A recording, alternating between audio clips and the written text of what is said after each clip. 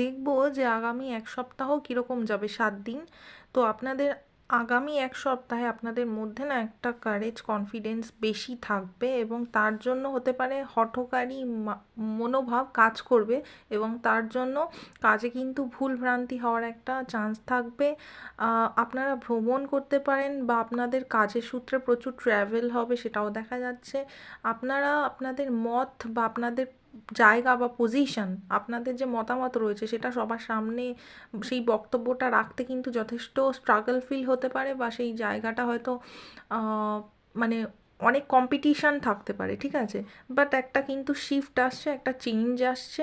তার জন্য কিন্তু ধৈর্য রাখতে হবে, যেটা আপনি লাইফে চান সেইটা কিন্তু আপনারা পেতে পারেন। তার জন্য কিন্তু একটু ওয়েট করতে হবে, একটু ধৈর্য ধরতে হবে। আপনারা যে সাকসেসটা চান, যেটা চান সেটা কিন্তু ফাইনালি হবে, বাট একটু টাইম লাগবে।